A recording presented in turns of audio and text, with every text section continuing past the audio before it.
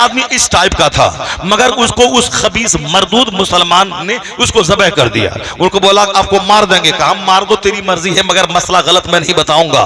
वह मुकद्दर का धनी आदमी, तहज्जुद गुजार, जब मैंने सुना मैंने कहा अल्लाह को मंजूर था कि इसको शहादत का मर्तबा मिले। चुप यहाँ से जाएंगे सलातो वसलाम और दुआ में शरीक होने के बाद आपके दिल को इतनी खुशी हासिल होगी कि मैंने आज कुछ काम किया है, और आपको लगेगा कि सच्ची खुशी हमारे सीने को मिल गई है। अल्लाह तबारक व तआला आपको सेहत व तंदुरुस्ती अता फरमाए। हमारे घरों में जो मुश्किलात हैं, जो बदअमनी है, जो परेशानियां हैं, अल्लाह इस ज़िक्र खैर की महफिल की बरकत से दूर फरमाए। बात बहुत लंबी करनी थी मुझको, कम से कम 2-2.5 घंटे का खिताब करना था, लेकिन चूँकि वक्त है नहीं, तो जब तक आप कायदे से बैठे रहेंगे, और अभी भी बहुत वक्त है, कुछ बहुत ज़्यादा वक्त हुआ नहीं है। असल वो गलत फहमी में ऐसा कभी हो जाता है, और कभी ये सोच करके कि मुझको अक्सर व बेशतर लोग 2 बजे के बाद ही देते हैं, तो 2 बजे से पहले वक्त क्यों बर्बाद हो, चलो यही पैगाम कहीं दूसरी जगह पहुंच जाए। यह सोच कर कभी कभी 2, 3, 4 मजलिसें मैं ले लेता हूँ। कहीं मगरिब बाद पढ़ देता हूँ 1 घंटे, फिर कहीं 9 बजे से लेकर 10 तक बोल देता हूँ, फिर कहीं 11 से 12 बोल देता हूँ, और कभी आखिर में 2 बजे से 4 बजे तक कहीं बोल देता हूँ। तो 4 मजलिसें कभी कभी होती हैं, हमेशा नहीं। तो आज भी एक महफिल थी, उसमें शिरकत करना था, और वहाँ मैंने अपने वादे के मुताबिक मुझको 2 बजे तक यहाँ पहुँचना था। कभी असद भाई हैं 2 घंटे, वो नात पढ़ेंगे, अजहरी साहब हैं वो लंबी तकरीर करेंगे, तो वहाँ जाके क्या बैठना, चलो दूसरी जगह पैगाम पहुँच जाए, फिर अपने टाइम पे मैं पहुँच जाऊँगा। तो इसलिए मैं तो अपने टाइम पे पहुँचा हूँ, जो मेरा वादा था कि 2 बजे मैं आऊँगा, मगर वो 10-20 मिनट ताख़ीर हुई थोड़ी सी, वो कोहरे की वजह से। अल्लाह तबारक व तआला हम सबों को दीनी मजलिसों का एहतराम की तौफीक अता फरमाए। आप यहाँ कव्वाली सुनने नहीं आए हैं, कोई नाच गाने की महफिल में नहीं आए हैं, बल्कि आप दीनी मजलिस में अपने मजहबी रहनुमा को सुनने आए हैं। इस बात को हमेशा दिमाग में रखना है कि मैं कुरान हदीस सुनने आया हूँ, मैं अपने मजहबी रहनुमा को सुनने आया हूँ। दूसरे लोग जाग गए, वो अपने धर्म गुरु का बड़ा एहतराम करते हैं। प्रधानमंत्री जी किसी पंडित जी के सामने जाते हैं तो उनका पाँव छू लेते हैं। ये चरण छूना, पाँव छूना, ये उनके यहाँ है कि अपने धर्म गुरु को सम्मान दिया जाए, उनके पाँव को छूमा जाए। ये एहतराम हमारे मजहब ने बताया था।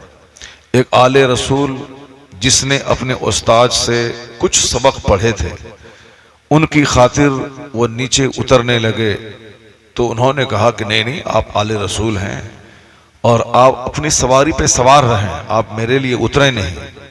मगर उन्होंने क्या कहा कि जिसने एक सबक भी किसी को पढ़ाया वह समझ लें कि अपना गुलाम बना लिया। अल्लाह हुस्न। जिसने एक सबक पढ़ाया ऐसा है जैसे उसने अपना गुलाम बना लिया, यानी उनकी इज्जत अब जरूरी है। और जो 2-2 घंटे 1-1 घंटे आपको दीन समझाए, जो दरसगाहों में आपको किताब पढ़ाए, तो समझ लें कि वो आपके लिए मोहतरम यानी काबिल एहतराम हो जाते हैं।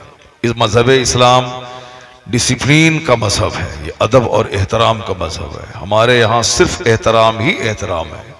एक औरत पर इस्लाम ने लाजिम करार दिया है कि अगर अल्लाह के अलावा दूसरे को सजदा करना जायज़ होता तो हर औरतों को हुक्म होता कि वह अपने शौहर को सजदा करें।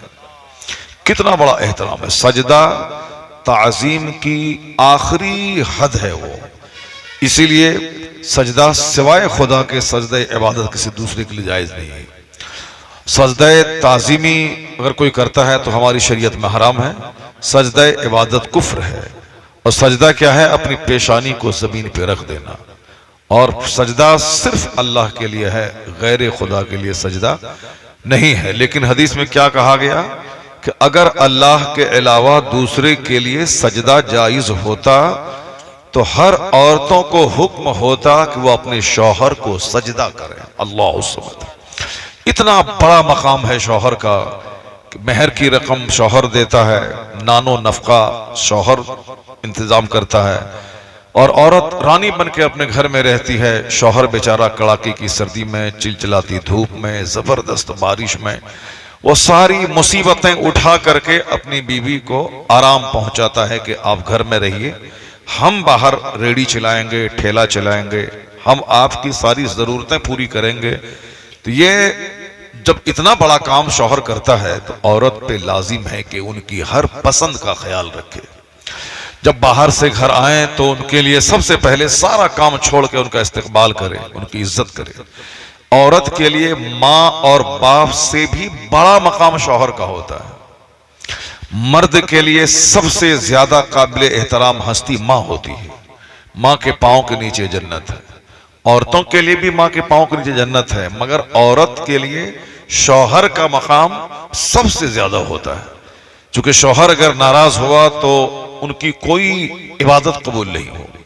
और हदीस में आया है कि शौहर अगर नाराज हो, उसी हालत में अगर औरत मर जाए तो उसके लिए जन्नत की खुशबू उसके लिए हराम हो जाती है।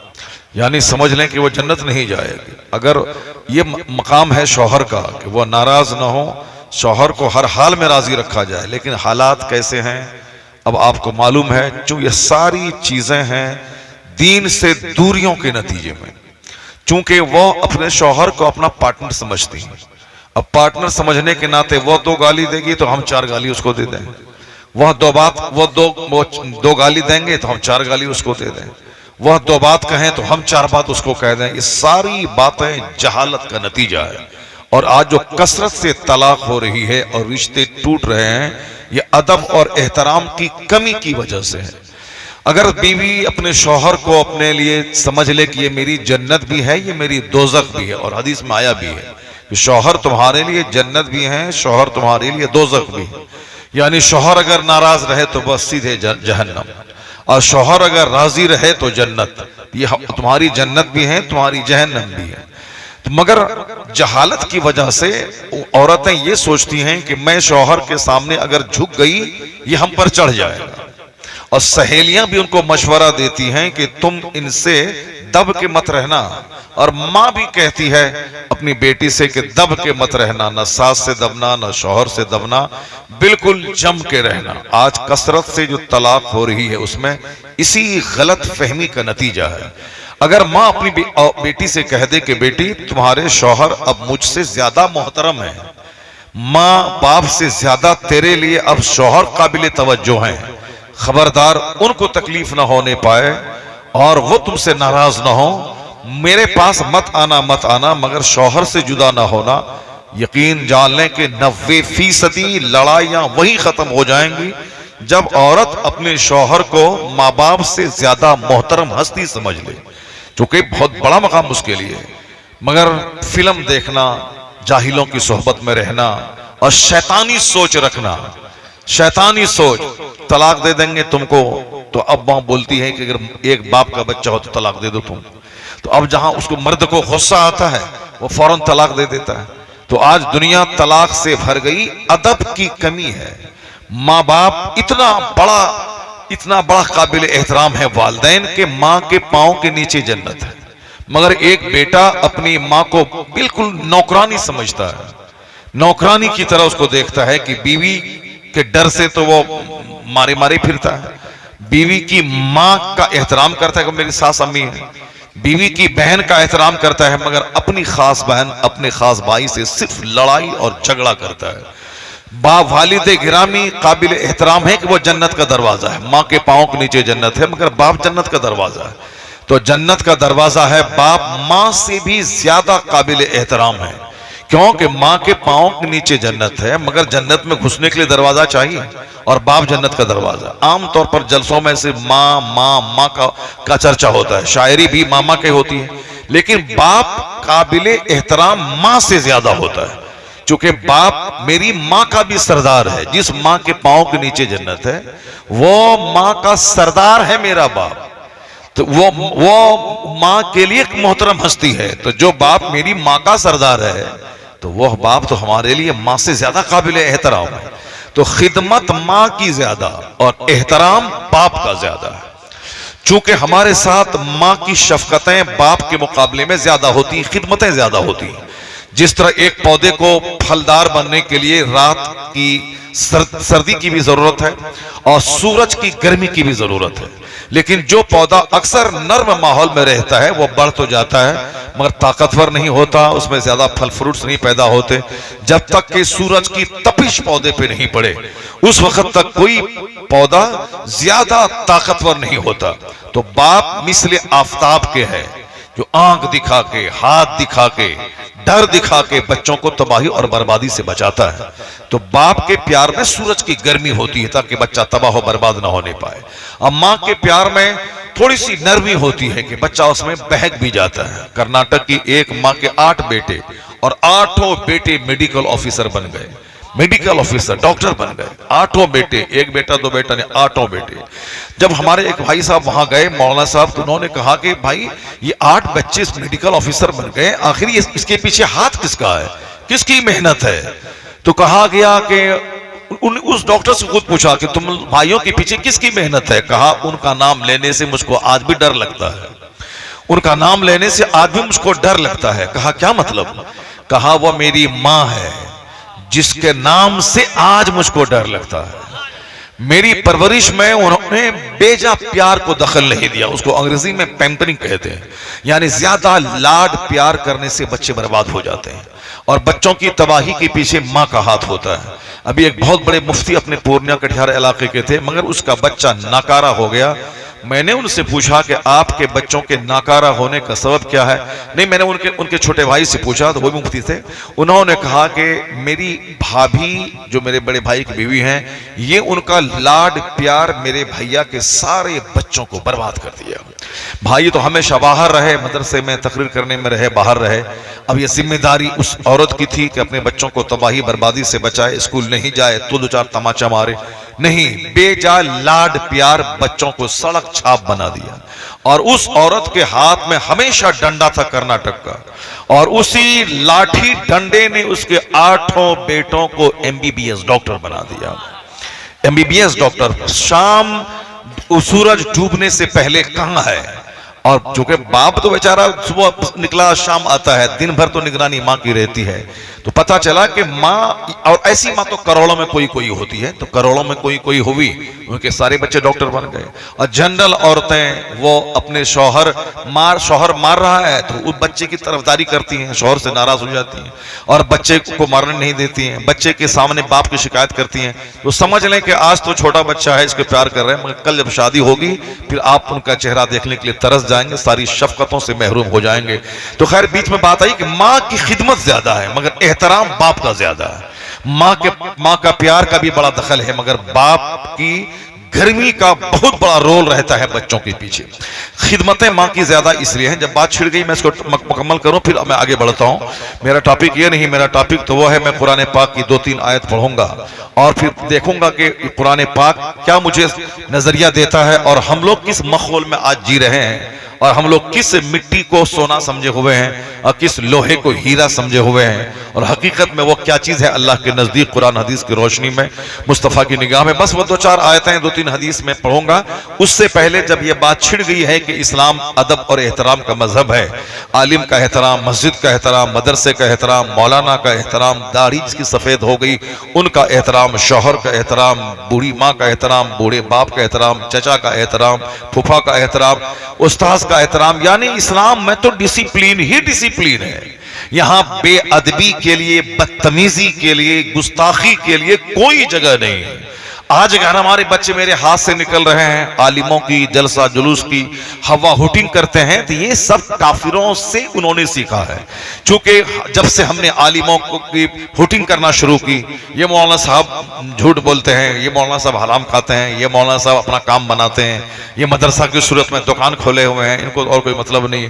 तो जब से ये एहतराम घटा तो फिर लोगों में आवारगी आ गई, आजादी आ गई, जो आना है, जो दिमाग में आया वही करना है। मौलाना कुरान भी बोलता है, ये बोलता है कि झूठ बोलता है। अगर नेता के बारे में आप ये नजरिया कायम कर लें कि नेता झूठ बोलता है, अगरचे नेता सच बोलता हो, लेकिन अगर आप कहें कि ये झूठ बोलता है तो आप काफिर नहीं हो जाएंगे। चूंकि नेता बोलता है मैं सड़क बनाऊंगा, मगर आप बोलते हैं कि झूठ बोलता है, तो इसमें आप काफिर नहीं हो जाएंगे। मौलाना कुरान शरीफ की आयत पढ़ेगा और वो उसके दिमाग में सेट है कि मौलाना झूठ बोलता है, तो हम कुरान पढ़ेंगे, वह बोलेगा ये झूठ बोल रहा है, बस सीधे ईमान खत्म। ईमान खत्म। अगर वो निकाह वाला है तो बीवी उसके निकाह से निकल गई। इसलिए मौलाना के बारे में दूसरों से दुश्मनी करें तो ईमान नहीं लूटेगा, लेकिन मौलाना से अगर दुश्मनी किया तो दुश्मनी का मतलब होता है कि उसका विरोध करना। वो अगर पूरब जा रहा है तो पश्चिम जाना, वो अगर अच्छा काम कर रहा है तो बिल्कुल उसका अपोज काम करना। दुश्मनी का ये मसाज होता है। तो दुश्मनी अगर किसी नेता से हुआ, वो शराब पी रहा है, आप नहीं पिएंगे तो ये एक अलग चीज है। लेकिन मौलाना से दुश्मनी हुई, मौलाना कुरान पढ़ेगा, आप बोलेंगे हम नहीं पढ़ेंगे कुरान। मौलाना नमाज पढ़ेगा, आप बोलेंगे हम नमाज नहीं पढ़ेंगे, हम उसके विरोध में काम करेंगे। मौलाना दस्तरखान पे खाना खाएंगे, आप बोलेंगे नहीं मैं दस्तरखान के खाना खाऊंगा। मौलाना साहब तस्बीह पढ़ेंगे, आप बोलेंगे मैं नहीं पढ़ूंगा। मौलाना साहब कुरान बोलेंगे, आप बोलेंगे झूठ बोल रहा है। इसलिए दूसरों के ताल्लुक से झूठ का नजरिया कायम कर लेना गुनाह हो सकता है, मगर ईमान नहीं लूटेगा। मगर उलमा के ताल्लुक से अगर ये नजरिया कायम हो गया, ये झूठ बोल रहा है, तो ईमान के लूटने का अंदेशा होता है और दीन के खतरा में पड़ने का अंदेशा होता है। इसलिए अपने बाल बच्चों के सामने कभी किसी आलिम की तौहीन नहीं करें। उनके सामने कभी ना बोले कि मस्जिद के इमाम ऐसा उससे बच के रहना, ये मौलाना ऐसा उससे बच के रहना, ये पीर ऐसा उससे बच के रहना, यह सारे मौलवी के चक्कर में मत पड़ना, वो ऐसा है। अगर आपने ऐसा कहा तो याद रख लें आप अपने पांव पे कुल्हाड़ी मार रहे हैं। अगर बच्चे आपके आलिमों से दूर रहे, जलसा जुलूस से दूर रहे, जैसे हमारे बच्चे आज हुल्लड़बाजी करते हैं, 3 घंटे सिनेमा हॉल में रहते हैं, मगर वो जलसे में बैठना उसके लिए बोझ रहता है। ये हमारे बच्चे आज मदरसे के ताल्लुक से सोचते हैं कि हाँ सिर्फ कुरान खानी करने वाले बच्चे पैदा होते हैं, लेकिन उसको मालूम नहीं कि मदरसे की तारीख कितनी रोशन है, वह जानता नहीं है। इसीलिए वो अपने हिसाब से मौलाना का मजाक करना उसके दिमाग में घुसा रहता है।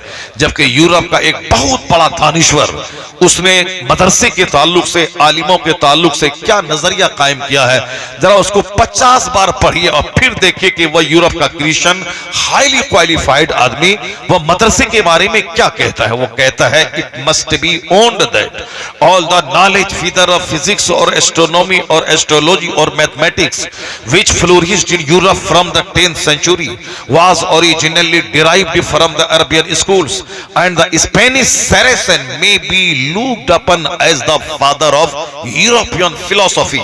इसको 50 बार पढ़िए कि वह क्रिश्चियन पढ़ा लिखा आदमी, जो हिंदुस्तान के जितने भी पढ़े लिखे लोग हैं, इनका वह दादा, इनका वह सरदार है, चूंकि वह यूरोप का है उसकी, और यूरोप की धमक ऐसे ही पूरी दुनिया में मशहूर है। वो पढ़ा लिखा आदमी कहता है ये जो दुनिया भर में साइंसी तरक्कियां हैं, हवाई जहाज, 4 व्हीलर, 2 व्हीलर या ट्रेन, हिंदुस्तान का कोई आदमी नहीं बनाया है। हवाई जहाज से लेके कंप्यूटर तक, कंप्यूटर से लेके 4 व्हीलर, 3 व्हीलर, साइकिल तक, ये सारी चीजें यूरोप और अमेरिका के दानिश्वरों की मेहनतों का नतीजा है।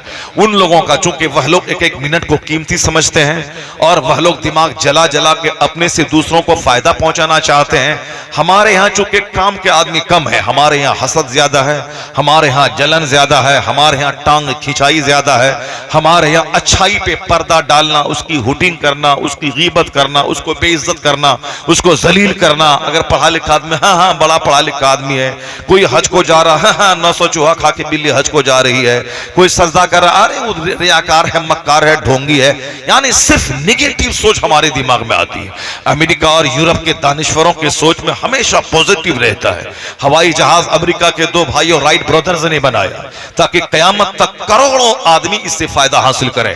आज सबसे ज्यादा फायदा हवाई जहाज से मुसलमानों को हो रहा है, अगरचे हवाई जहाज बनाने वाला वो क्रिश्चियन है। वो 2 भाई हैं जिन्होंने दिमाग जला के हवाई जहाज का फॉर्मूला दिया 1903 में, और आज 50 लाख सिर्फ हाजी उससे सफर करते हैं, और 1 करोड़ के करीब रमजान में उम्रा करने वाले उस हवाई जहाज से सफर करके हरमैन तैयबैन का सफर करते हैं। सबसे ज्यादा अगर कोई हवाई जहाज से फायदा उठाता है वो कौम मुस्लिम है, लेकिन बनाने वाला कौन है? वो नसरानी ईसाई है। और फिर ये कंप्यूटर जिसको हम लोग चलाते हैं, ये बनाने वाला क्या है? वही यूरोप का क्रिश्चियन है। तो वहां के लोग एक एक मिनट को कीमती समझते हैं, वह फालतू चीजों में नहीं लगे रहते, चौक चौराहे पे बैठकर अपना वक्त बर्बाद नहीं करते। ये वक्त बर्बाद करना सिर्फ मुसलमानों के हिस्से में आया है, जबकि पूरी दुनिया को वक्त की पाबंदी का सिस्टम मुसलमान ने दुनिया को सिखाया है, इस्लाम ने बताया है। कैसे एक एक मिनट कीमती है उसको इस्लाम कैसे बताता है। जैसे अभी 2 घंटे के बाद सूरज निकलने वाला है, अभी ईशा का टाइम है, अभी 1 घंटे के बाद फजर का टाइम शुरू होगा। जब फजर का टाइम शुरू होगा तो फजर का टाइम जैसे शुरू हो गया 4:55 पे, तो 4:55 से पहले हम ईशा की नमाज पढ़ सकते हैं। 4:55 के बाद ईशा की नमाज नहीं पढ़ सकते हैं। 4:55 तक हम सहरी खा सकते हैं, और 4:55 के बाद हमारे लिए अब रमजान के दिनों में रोजा रखना फर्ज है और दाना खाना हराम है, पानी पीना हराम है। तो 1 मिनट पहले जो दाना हलाल था 1 मिनट के बाद हराम हो गया। 1 मिनट पहले जो बीवी हलाल थी 1 मिनट के बाद वो बीवी मेरे लिए हराम हो गई। 1 मिनट पहले जो पानी हलाल था वो मेरे लिए हराम हो गया। 1 मिनट पहले जो रोटी हलाल थी 1 मिनट के बाद हराम हो गई। 6:10 में आफ्ताब गुरूब होता है, तो 6:10 तक पानी हराम है, लेकिन 6:11 पे वही पानी मेरे लिए हलाल हो गया। 6:10 तक मेरी बीवी मेरे लिए हराम थी, और 6:11 के बाद अब वही बीवी मेरे लिए हलाल हो गई। मतलब सोबत करना, हम मिस्त्री करना। रोजा क्या मतलब है? दाना पानी बीवी से रुक जाना, यह है रोजे की परिभाषा। बाकी और इंटरनल परिभाषा यह है, जिस तरह दाना से बचना है, जो दाना हलाल था, उसी तरह से गुनाहों से बचना है। दाना पानी से बचा के अल्लाह हमें झूठ से, गिबत से, चोरी से, चुगलखोरी से, शराब से, सूद से बचाने की क्षमता देना चाहता है। जैसे तुम्हारे पास दाना है, तुम खा सकते हो, लेकिन अब 12 घंटे सुबह से लेकर शाम तक उससे तुम बच जाओ, तो दाना से बचने के बाद तुम्हें जो सलाहियत पैदा होगी कि अभी अल्लाह के कहने से तुम दाना से बचे हो, उसी तरह अल्लाह के कहने से अब झूठ से बच जाना, अल्लाह के कहने से गिबत से बच जाना, अल्लाह के कहने से ज़िना और शराब से बच जाना। तो रोजा हमें गुनाहों से बचने की ताकत देता है। रोजा हमें गुनाहों से बचने के लिए प्रिपेयर करता है। रोजा हमें अल्लाह की मर्जी पे राजी रहने, अल्लाह की बात मानने के लिए अग्रसर रहने का पैगाम देता है। तो रोजा बज़ाहिर दाना पानी से रुक जाने का नाम है, मगर हकीकत में उसके पर्दे में अल्लाह गुनाहों से हमें रोकना चाहता है। यह है रोजे की थीम, यह है रोजे का सेंस, यह है रोजे का असल मफहूम, यह है रोजे का असल मकसद, उसकी गर्ज़ो गायत है। मगर बज़ाहिर लोग दाना पानी बीवी से बचने का नाम रोजा देते हैं। खैर, यह टॉपिक मेरा नहीं, मेरा टॉपिक यह है कि 1 मिनट पहले हराम, 1 मिनट के बाद हलाल। 1 मिनट पहले हलाल, 1 मिनट के बाद हराम। ऐसा किसी भी मजहब में दुनिया में नहीं है कि 1 मिनट पहले हराम, 1 मिनट के बाद हराम हो। मेरे यहां 1-1 मिनट कीमती है। हज का दिन है, ज़िलहिज्जा की 9 तारीख को अरफात के मैदान में हालत एहराम में रहना, यह सबसे बड़ा रुकन है हज का। कोई साल के 360 दिन वहां रह जाए, वो हाजी नहीं होगा। लेकिन हाजी कब होगा? जबकि वो ज़िलहिज्जा की 9 तारीख में हालत एहराम में वो उस मैदान में रहा, तब उस मैदान में वो बेहोशी के आलम में भी गुजर गया, एहराम बांध कर, तो वो हाजी हो गया। फजाओं में जहाज से भी गुजर गया तो हाजी हो गया, और ऐसे जाके 360 दिन वहां बैठा रहे, नहीं होगा। तो इसका मतलब है कि इस्लाम के नजदीक वक्त की कितनी अहमियत है। ज़कात साल भर जिस माल पे हो जाए वो उस पर ज़कात फर्ज है। जैसे मेरी बीवी के पास 1 करोड़ का जेवर है, साल जब गुजरेगा तब उस पर ज़कात फर्ज होगी, और जब तक वो माल रहेगा हर साल उस पर ज़कात फर्ज है। ऐसा नहीं कि एक बार निकाल दिया तो अब हर साल के लिए फ्री हो गया, नहीं। चाहे वह पहने या ना पहने, या बक्स में सजा के रखे, अगर वो सोना चांदी है तो उस पर ज़कात फर्ज है, जो उसका क्राइटेरिया को फुलफिल करता है, और हर साल ज़कात फर्ज है। और जितना माल उसमें से घट गया या बेच दिया, अब जो माल बचा है उस पर ज़कात फर्ज है। लेकिन जितना माल है जिस पर ज़कात निकाल दिया, उस पर भी अगले साल निकालना है, अगर वह माल मेरे पास रहा। अब मैं ये कह रहा हूं, साल लगना जरूरी है। साल लगने से 1 दिन पहले मैंने वह 1 करोड़ का जेवर मैंने अपने शौहर को गिफ्ट कर दिया। बीवी के पास माल है, बीवी पर ज़कात फर्ज है, शौहर पे नहीं। लेकिन शौहर ने साल लगने से पहले अपने शौहर को वह माल दे दिया, मैंने ये माल आपको दे दिया। शौहर उसका मालिक हो गया। इस माल पे साल नहीं गुजरा, अब उस पे ज़कात फर्ज नहीं है, क्योंकि ज़कात फर्ज होगा साल गुजरने के बाद। अब वह शौहर के पास वह माल रहा 8 महीने तक, लेकिन शौहर फिर 8 महीने, 10 महीने, 11 महीने रखने के बाद वह माल लौटा के फिर बीवी को दे दिया। दिया कि ये माल मैंने तुझको बतौर गिफ्ट दे दिया, अब शौहर पे ज़कात फर्ज नहीं है। मगर आप ऐसा मत कीजिएगा, चूंकि ज़कात से बचने के लिए ये हेरा फेरी बदला बदली मत कीजिएगा। मैं सिर्फ एक मसला बता रहा हूं कि साल लगना जरूरी है, लेकिन अगर किसी वजह से साल लगने से पहले वो माल बिक गया, वो सारे जेवरात बिक गए, जमीन खरीदनी थी सारे जेवरात बिक गए, अब ज़कात फर्ज नहीं है। तो किस कदर पंक्चुअलिटी, वक्त की पाबंदी इस्लाम में जरूरी है, किस कदर वक्त की पाबंदी है। 10 बजे मैं जोहर की नमाज नहीं पढ़ सकता, जोहर की नमाज का टाइम शुरू होगा कब, जबकि ज़हवे कुबरा का टाइम खत्म हो जाए, अब सवाल का टाइम खत्म हो जाए, तब उसके बाद वहां से अब जोहर का टाइम शुरू होता है। तो जोहर का टाइम 10 बजे नहीं है, 11 बजे नहीं है, 8 बजे नहीं है, 9 बजे नहीं है, 7 बजे नहीं है। तो वक्त वक्त की बात है। जिस मजहब में एक एक मिनट कीमती हो, उस मजहब के फॉलोवर अगर चौक पे 2 घंटा यूं ही गुजार दें, 1 घंटा यूं ही दोस्तों के साथ मटर कश्ती में गुजार दें, रात भर 4-4 घंटे बैठकर मोबाइल चला के गुजार दें, तो उसका बेटा दिल फेंक आशिक तो हो सकता है, उसका बेटा गुटखाखोर तो हो सकता है, उसका बेटा कोढ़ी बुज़दिल काम चोर तो हो सकता है, उसका बेटा रेल की पट्टी उखाड़ने वाला डकैत तो हो सकता है, उसका बेटा मालगाड़ी लूटने वाला चोर तो हो सकता है, उसका बेटा नाकाम खाइबो खासिर तबाह बर्बाद तो हो सकता है, लेकिन कभी डिस्ट्रिक्ट मजिस्ट्रेट नहीं होगा। डिस्ट्रिक्ट मजिस्ट्रेट बनने के लिए 18 घंटे 16 घंटे डेली स्टडी करना जरूरी है। साइंटिस्ट बनने के लिए सारी दुनिया के रिश्ते नातों से अपने आप को अलग करके तन्हाई में गोशा नशी होकर पूरी यूनिवर्स की गहराई पे रिसर्च करना, गौर करना जरूरी है। सर के बाल जितने बढ़ जाएं, कपड़े जितने गंदे रहें, नाखून बढ़ जाएं, ये सारे वैज्ञानिकों के सारा ज्योग्राफिया उसका है। वो तन्हाई में बैठकर गौर करते हैं कि आसमान बगैर खंबे के कैसे खड़ा है, जमीन पानी पे कैसे टिकी है, ये पहाड़ फूटे का काम कैसे कर रहा है। वो रिसर्च करते करते करते उसी में से एक नई चीज का आविष्कार करते हैं और दुनिया वालों को देते हैं। दिमाग उसने जलाया, करोड़ों आदमी उससे फायदा हासिल कर रहा है। कंप्यूटर बनाने वाला दिमाग जलाया और आज करोड़ों आदमी उस कंप्यूटर से फायदा हासिल कर रहे हैं। दिमाग जला जला के उसने साइकिल बनाया। साइकिल कोई इंडिया का आदमी नहीं बनाया है। इंडिया के लोग बकवास करने में माहिर हैं, इंडिया के लोग दंगा करवाने में माहिर हैं, इंडिया के लोग दूसरे लोगों को मारने में माहिर हैं। इसीलिए इंडिया के लोग क्या करेंगे, इंडिया मोबाइल अमेरिका का, ये वो मोबाइल चलाएंगे 24 घंटे बैठकर। अब साहब अब साइकिल अमेरिका का, ये चलाएंगे, उस साइकिल का फायदा हासिल करेंगे। ट्रेन अमेरिका का दिया हुआ, उस ट्रेन पे ये सफर करेंगे, ये लड़ाई करेंगे। तो जो मेहनत करके दूसरों को कुछ देने की ठान लेता है, वही अपने वक्त का साइंटिस्ट बनता है, वही वैज्ञानिक बनता है, जो एक एक मिनट को कीमती समझे, आवारगी में न गुजारे। ये इस्लाम ने दुनिया को वक्त की अहमियत बताया। और विडंबना है कि इस्लाम के फॉलोवर ही सबसे ज्यादा आज वक्त को बर्बाद करने वाले बन गए।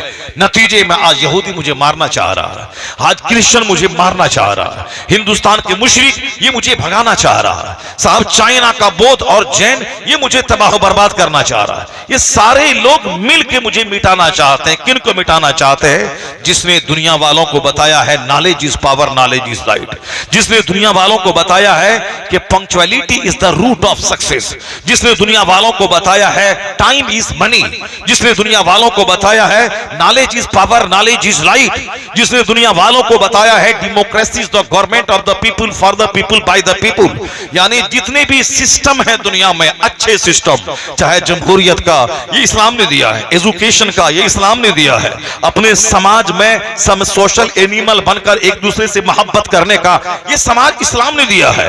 वरना लोग तो जानवर थे, लोग तो महीना महीना नहाते नहीं थे, लोग तो अपनी माओ से ज़िना करते थे, लोग तो जानवरों से सोहबत करते थे, कई कई महीने वह नहाते नहीं थे, लोग जानवर थे। ये तो 1400 साल पहले जब इस्लाम का सूरज तुलू हुआ और पूरी दुनिया के लिए मॉडल और आइडियल बन के पैगंबर आजम दुनिया में तशरीफ लाए, तो उन्होंने एक निज़ामे हयात लोगों को दिया कि क्या खाना है, क्या नहीं खाना है, क्या बोलना है, क्या नहीं बोलना है, कैसे सोना है, कैसे नहीं सोना है, क्या लीगल है, क्या इलीगल है, क्या फॉरबिडन है, क्या परमिटेड है, क्या जायज है, क्या नाजायज है, क्या हराम है, क्या हलाल है, क्या राइट है, क्या रॉन्ग है। From the cradle to the grave, मां की गोद से लेके कब्र की गोद तक कामयाब जिंदगी गुजारने का नुस्खा कहीं दुनिया में आज मौजूद है, किसी दूसरे दानिश्वर का दिया हुआ नहीं है, नुस्खा मोहम्मद अरबी का अता किया हुआ। ये नज़ाम हयात मुस्तफ़ा का दिया। क्योंकि हमारे बच्चों को मालूम नहीं होगा, इसे मालूम नहीं होगा, वो तो हुटिंग करना सीखा है, वो तो अपने बाप की ज़बानी सुना है मौलाना साहब चोर है, ये झूठ बोलता है। अब वो कैसे जानेगा कि मौलाना साहब इल्म और अदब और अखलाक के माहिर हैं, कुरान करीम में दुनिया भर की सारी बातें हैं। वो तो फिजिक्स, केमिस्ट्री, बायोलॉजी पढ़ाता है, सोचता कुरान शरीफ में सिर्फ नमाज की बात है। लेकिन जिस दिन उसके सामने पता चल जाए कि जिस हदीद और लोहे को तू केमिस्ट्री में पढ़ाता है, उस लोहे के नाम पे कुरान की सूरत है, उसका सीना फट जाएगा, उसका दिमाग चकरा जाएगा। जिस दिन वो जानेगा कि हमने मकड़ी और चूंटी और हाथी और गाय को हमने बायोलॉजी में पढ़ा है, और चूंटी और मकड़ी और हाथी और गाय के नाम पे कुरान पाक की सूरतों के नाम सूरह बकरा, सूरह अनकबूत, सूरह नमल, सूरह फील मौजूद है, फिर उसके दिमाग में यह रिंग बजेगी कि जो टॉपिक विज्ञान का है और यही टॉपिक के नाम पे कुरान की सूरतों के नाम है, तो वो फिर यही बोलेगा कि फिजिक्स, केमिस्ट्री आज की पैदावार है, और इसको जितने भी उलूम दुनिया में है सारे उलूम कुरान पाक के अता किए हुए हैं। ये Quran fountain of knowledge and wisdom है। वह फिजिक्स पढ़ेगा बाद में पहले कुरान पढ़ेगा, वह केमिस्ट्री बाद में पढ़ेगा पहले कुरान पढ़ेगा, वह बायोलॉजी बाद में पढ़ेगा पहले कुरान पढ़ेगा। लेकिन चूंकि यहां हमारे बाप ने तो बता दिया है कि मौलवी साहब झूठ बोलता है, इसीलिए अब वह मौलवी साहब हजार कीमती बातें बोले, उससे उसको क्या बस। वो तो जॉन डेवेनपोर्ट के बोलता है कि सारे उलूम इस्लाम ने दुनिया को सिखाया है, और अरबी मदारिस के जो असातिज़ा हैं, ये असातिज़ा यूरोप की साइंस के बाप कहे जाने की मुस्तहिक हैं। The Spanish Saracen may be looked upon as the father of European philosophy, यानी मदरसे के तलबा, जो मदरसे के असातिज़ा जो स्पेन में लोगों को रिसर्च का, मेडिटेशन का, पॉन्डरिंग का, गौर फिक्र का, तजस्सुस का, तफक्कुर का पैगाम देते थे, ये मदरसे के असातिज़ा यूरोप की साइंस के बाप हैं। ये मैं नहीं बोलता, ना मेरा पीर बोलता है, ना मेरा फकीर बोलता है, ये यूरोप का जॉन डेवेनपोर्ट क्रिश्चियन मुवर्रिख वो कहता है कि स्पेन के उलमा जो मदरसे में दर्स देते थे, ये वही दर्स था जो साइंस के दरवाजे को खोला है, जिसने रिसर्च का पैगाम दिया है। अफला यंजुरून इलल इबिल कैफ खुलिकत फलयंजुरिल इंसानु मिम्मा खुलिक फिल अर्द आयतुल लिल मुकिनीन व फिस समाए रिज़्कुकुम व मा तुअदून। ये सारी आयतें जो कुरान में है, रिसर्च का, आसमान पे देखो, जमीन पे देखो, सितारों को देखो, नदी नाले को देखो, पौधे को देखो, जानवर को देखो, थनों का दूध देखो, कैसे गोबर और खून के बीच से दूध निकलता है, उस पे तू गौर और रिसर्च करो। यह दूध हकीकत में गोबर और खून के बीच से निकलता है। लेकिन ये बातें तो आज विज्ञान ने हमको बताई है। लेकिन जब मेरा बेटा जिस दिन वह कुरान पढ़ेगा और कुरान में जब देख लेगा कि सराहतन मौजूद है कुरान में कि दूध गोबर और खून के बीच से निकलता है, उस दिन इसकी आंख में आंसू के कतरे आ जाएंगे। उस दिन कुरान को वह सीने से लगा लेगा। वह कुछ दिन वह जान लेगा कि फिजिक्स, केमिस्ट्री पढ़ने के बाद 2 रोटी तो मिल जाएगी, मगर कुरान पढ़ने के बाद नज़ामे हयात मिलता है, और इस पर अमल हो तो जन्नतुल फिरदौस की नेमत मिलती है। ये कुरान ही है जो आदमी को आदमी बनाता है। जिस दिन वह जान ले, जरा मैं उस आयत करीमा को पढ़ के मैं सुनाता हूं, अगर कोई पढ़े लिखे लोग हैं जिस तरह की मेंटेलिटी रखते हैं, ताकि उसकी भी कुछ इल्मी प्यास बुझ जाए, वह रूहानी खुराक समझकर उसको अपने वह ग्रहण करें कि किस तरह कुरान करीम में नमाज, रोजे, हज, ज़कात, निकाह, खुला, तलाक के अलावा कुरान शरीफ में इस तरह के मज़ामीन हैं जिसको आज लोग जदीद साइंस में पढ़ते हैं। जरा गौर से सुनिएगा, अल्लाह कुरान शरीफ में जहां करोड़ों, हजारों, अरबों, खरबों बातें अल्लाह ने बयान फरमाई हैं, यानी दुनिया भर की सारी बातें, वला रतबियों वला याबिसिन इल्ला फी किताब मुबीन, खुश्क और तर की सारी बातें कुरान में मौजूद है। व नज़्ज़लना अलैकल किताब तिबयानन लिकुल्लि शै, हुजूर महबूब मैंने आप पर जो किताब नाजिल की है, तिबयानन लिकुल्लि शै, डिटेल्ड एक्सप्लेनेशन ऑफ एवरीथिंग, यानी हर चीज का रोशन बयान इस कुरान करीम में मौजूद है। कि जिस तरह से दूध निकलता है, जब एक जानवर, जब एक गाय चारा खाती है, खाने के बाद वह पेट में जाता है, वहां जब वह पचता है तो उससे एक तरफ से पेशाब निकलता है, एक तरफ से पखाना यानी गोबर निकलता है, तो और उसी से एक तरफ से ब्लड निकलता है। तो जो पेट में जब वह दाना जाता है तो वहीं से एक फंक्शन शुरू होता है, इधर से पेशाब, इधर से पखाना, इधर से ब्लड। अब उसी पेशाब, उसी पखाना के बीच से, यानी गोबर और पेशाब के बीच से और खून जो वहीं से तैयार होता है। अगर कोई आदमी खाना ना खाए और ब्लड नहीं बनेगा, वो मर जाएगा। किसी का खाना खाता मगर ब्लड नहीं बनता है तो मर जाता है, वो कुछ ही दिन का मेहमान वो होता है। खाना बनना, खाना अंदर जाना, उसका पचना, फिर वहां से ब्लड का बनना, ये जिंदा रहने के लिए जरूरी है। जिस तरह हम लोगों का ब्लड बन रहा है, हम लोग जिंदा हैं, 50 साल 54 साल की उम्र हम लोगों की हो गई, हम लोग कभी आज तक ब्लड ऊपर से नहीं चढ़वाया। ऐसा नहीं कि हम बहुत तिस्मार खा हो गए, हम हमारा ऐसा हो गया, नहीं, ये हमारा उसमें कोई कमाल नहीं है, ये फजले इलाही है कि अल्लाह ने हमें उस मुसीबत से बचाया है। अल्लाह कोई नेमत दे तो इतराना नहीं चाहिए। जैसे मैं मौलाना बन गया, मेरे पास दाढ़ी है, मेरे पास टोपी है, हम एक खतीब तकरीर करते हैं, 50,000 में हमको कभी कभी लिफाफ लोग देता है। ऐसा नहीं कि हमने बहुत तीर मार दिया, ये हमने बहुत बड़ी मेहनत कर दी, हमने बहुत बड़ा कमाल दिखा दिया, नहीं नहीं, बहुत बड़े बड़े कमाल वाले को ज़वाल ने घेर लिया। इसलिए इतराइए मत, ये नेमते इलाही समझकर सजदे शुक्र बजा लाइए। अल्लाह अगर दौलत दे, अल्लाह सेहत दे, अल्लाह तंदुरुस्ती दे, अल्लाह बेटे को मौत नहीं देता है, बेटी जवान हो गई, शादीशुदा हो गई, साहिबे औलाद हो गई, सामने वाली की बेटी 18 साल में मर गई, शादी के दिन मर गई, 4 दिन में मर गई, मेरा बेटा जवान हुआ, पढ़ा लिखा, नौकरी में गया, शादीशुदा हुआ, 4 बच्चे हो गए। ऐसा नहीं कि हाँ हमने ऐसा कर लिया, सामने वाले का 18 साल का बेटा मर गया, पढ़ने गया था, वहां से लाश उसकी दिल्ली से आ गई, या हाँ करने का कोई मौका ही नहीं है। अगर दूसरों की मुसीबत का जिसने मजाक उड़ाया, वह तैयार है कि जल्दी उसी मुसीबत में अल्लाह उसको गिरफ्तार कर देगा। यहां हुटिंग नहीं करनी है, मजाक नहीं उड़ाना है, बल्कि यह दुनिया में अल्लाह की नेमतों को स्वीकार करना है।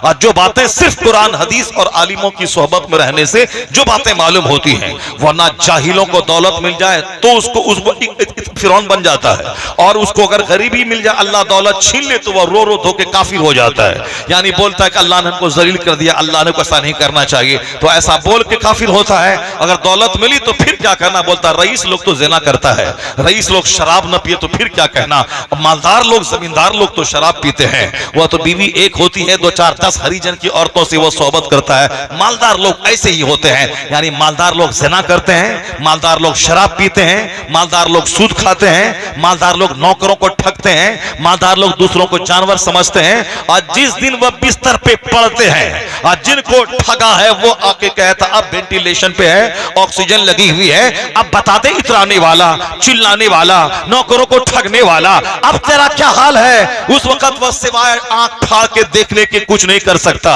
उस वक्त जिसको यह ठगा था, जिसका नाम बिगाड़ के बोला था, जिसको जलील समझा था कि तुम्हारे छप्पर पे घास नहीं है, तू उसका बेटा है, क्या बोलेगा, क्या आंख दिखलाएगा मेरे सामने, सारा गुरूर अल्लाह तोड़ के उसकी बोली छीनकर, आंख की बीनाई लेकर, उसके बदन की ताकत लेकर उसे मुर्दा बना के अल्लाह बताता है कि तेरे चाहने से सब कुछ नहीं होता है, वही होता है जो मंजूरी खुदा होता है। अब उसे घिघियाने पर अल्लाह मजबूर कर देता है, दूसरों से माफी मांगता है।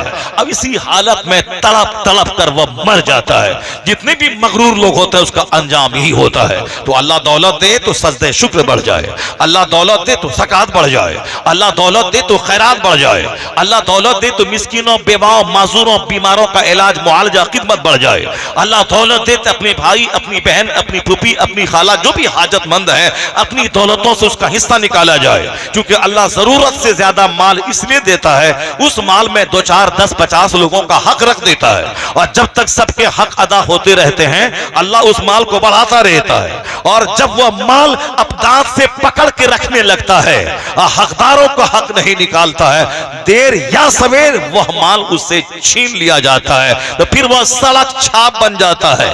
तो उसके बाद अल्लाह बता देता है कि दौलत देने वाला मैं और दौलत छीनने वाला मैं। कुलिल्लाहुम्मा मालिकल मुल्क तूतिल मुल्क मन तशा, सारे बादशाहों का बादशाह है वो खुदा, जिसे हुकूमत देता है और जिसे चाहता है हुकूमत छीन लेता है। तो हुकूमत पाने के बाद इतराना मत, हुकूमत पाने के बाद दूसरों को डैमेज मत करना। मुसलमानों को मार देंगे, भगा देंगे, NRC के नाम पे दूसरे मुल्क में भेज देंगे, हमारा मुल्क है, हमारा दिन आ गया, ये हमारे रहमो करम पे जी रहा है। जैसे आजकल हिंदुस्तान के गलीज छोकरों के दिमाग में ये सारी बातें आ गई हैं। दाढ़ी वाले को देखा था हा हा हुटिंग करना, मौलाना को देखा तो फौरन पाकिस्तान का चर्चा शुरू कर देना। बदतमीज बेहुदा इन कुत्तों को अखलाक नहीं मालूम, मॉरलिटी नहीं मालूम, उसको नहीं मालूम कि इनके बाप दादा 1000-1500 साल से यहाँ रह रहे हैं और इनके बाप दादा करोड़ों की तादाद में हिंदुस्तान के कब्रिस्तान में दफन है। और इनके सीने में क्या घमंड कहां से पैदा हो गया कि हमारा हिंदुस्तान है। हिंदुस्तान तुम्हारे बाप का है कि दादा का है कि नाना का है? हिंदुस्तान तुम्हारा अगर है तो मेरे भी बाप दादा का है। इसलिए कि आज से 1300 साल पहले इस हिंदुस्तान में आने वाला वह पहला शख्स जो हिंदुस्तान में आया था, उन्होंने इस हिंदुस्तान में इस्लाम की तबलीग की थी, राजा ताहिर के गुरूर को तोड़ा था। और फिर उसके बाद अल्लाह ने इस मुल्क में 1000 साल तक के लिए हुकूमत यहाँ की कलमा पढ़ने वालों के हवाले कर दिया था।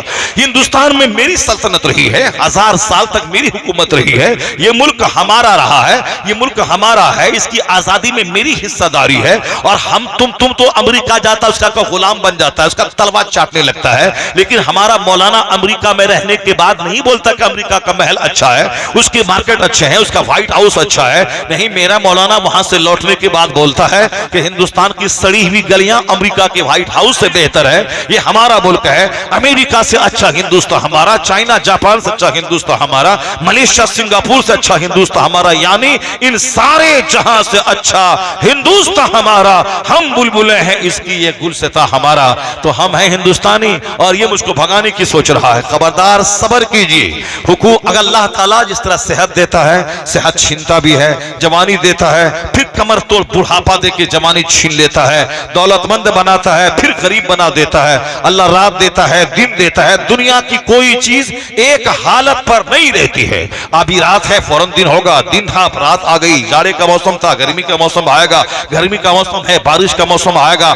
मौसम बदलता है, रात दिन बदलते हैं, जवानी बदलती है, दौलत बदलती है। आज मालदार कल गरीब, आज गरीब कल मालदार। हुकूमत आज या चेयरमैन, कल सड़क छाप हो गए, आज मुख्यमंत्री। पंडित जी हैं, मुख्यमंत्री हैं, कल अगर इलेक्शन में हार गए तो सड़क पे आ जाएंगे, फिर मंदिर जाएंगे, फिर वहां झाल बजाएंगे। और साहब आज मुख्यमंत्री हैं, अब आप आ गए हैं, अब प्रधानमंत्री हैं, जहां इलेक्शन में हार गए तो फिर गुजरात लौट के बाद जाके वहां झाल बजाने लगेंगे। इसलिए अल्लाह अगर दौलत दे उस दौलत का सही इस्तेमाल, अल्लाह नेमत दे उसका सही इस्तेमाल, अल्लाह सेहत दे उसका सही इस्तेमाल, अल्लाह जवानी दे उसका सही इस्तेमाल। ऐसा नहीं कि जवानी दिया है तो सिर्फ औरतों को सूंघते रहें, गली गली घूमते रहें, दिल फेंका आशिक बनते रहें। आजकल मुसलमानों के बच्चों को आशिक बनने का बड़ा मजाज हो गया है। गया डीएम बनने के लिए वहां से लड़की को लेकर चला आया, और गया एमबीबीएस डॉक्टर की तैयारी करने कोटा, वहां से लड़की को लेकर चला आया। बाप पूछता कि बेटा क्या हुआ, क्या क्या करे, दिल लग गया। यानी गया था डीएम बनने और दिल लगा के लड़की के साथ ले आया। बहुत गर्मी हमारी बेटियों को भी आज आ गई है, किसी चमार के साथ, किसी डोम के साथ, किसी हरिजन के साथ, किसी काफिर के साथ। यह न देखा कि ईमान लूट रहा है, जन्नत लूट रही है। दुनिया में कब तक जवान रहेंगे, 10, 15, 20 साल, उसके बाद बुढ़ापा आएगा, चेहरे का चमड़ा लटकेगा, कोई पसंद नहीं करेगा। फिर उसके बाद क्या हाल होगा? तवाइफ के कोठे पर जब तक ग्राहक आएगा, जवानी है सलामत, तब उसके बाद फिर क्या, दरगाहों पे बैठ के भीख मांगनी पड़ेगी। जो काली कलोटी भूतरी औरत जो शौहर के पास है, वो तो 90 साल की उम्र में भी रानी रहती है, क्योंकि जो अल्लाह का नाम लेके माँ बाप की मर्जी के मुताबिक शादी करती है, वह भूतनी थी। 90 साल की उम्र तक वह रानी रहती है शौहर के सामने।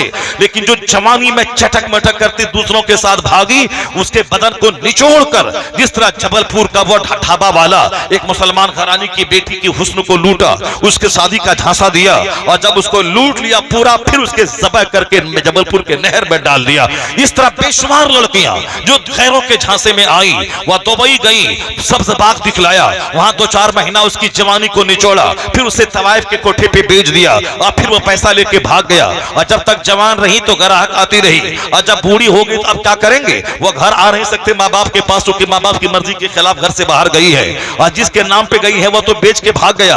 और फिर जवान जब तक है तब तक ग्राहक है, उसके बाद बुढ़ापे में फिर उसको तो कोठे से निकाल के भगा दिया जाएगा। फिर वो अजमेर में दरगाहों पे जाके बैठ के भीख मांगेंगी, फिर वो हाजी अली में दरगाहों पे बैठ के भीख मांगेंगी।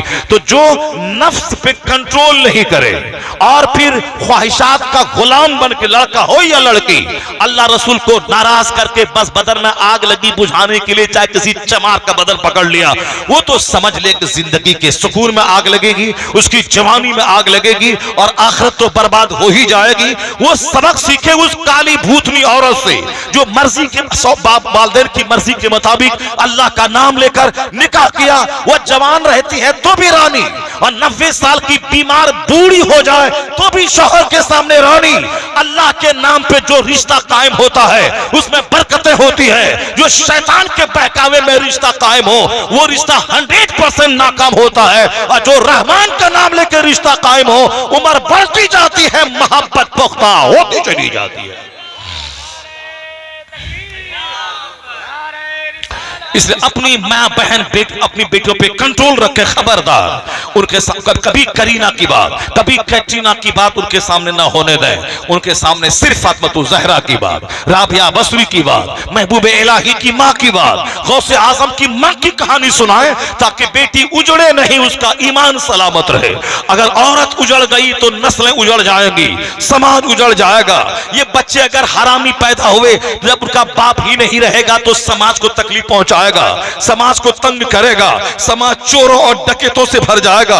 आज जो अदब खत्म हुआ, एहतराम खत्म हुआ, डिसिप्लिन खत्म हुआ, कहीं ना कहीं उसके पीछे ईमान के लूटने, निकाह के टूटने और नाजायज बच्चों के पैदा होने का नतीजा है। समाज में जब हलाली बच्चे, पाक बच्चे रहते हैं, वह अदब रहता है, निगाहें झुकी रहती है, माँ बाप का एहतराम रहता है, आलिम और उलमा पीर का एहतराम रहता है। लेकिन जब बच्चे नाजायज पैदा हो, चाहे माँ बाप का निकाह टूट गया हो, उसको पता न चला हो, जबान से कुफ्र बक दिया हो, आलिमों की तौहीन करके काफिर हो गया हो, और फिर उसी वो औरत उसके निकाह से निकल गई हो, उसको फिर अपनी बीवी समझ के उसके साथ हमबिस्तरी किया हो और बच्चा पैदा हुआ हो। ये तो नाजायज बच्चे जब समाज में बढ़ेंगे तो चोरों की तादाद बढ़ेगी, डकैतों की तादाद बढ़ेगी, समाज में जीना मुश्किल हो जाएगा।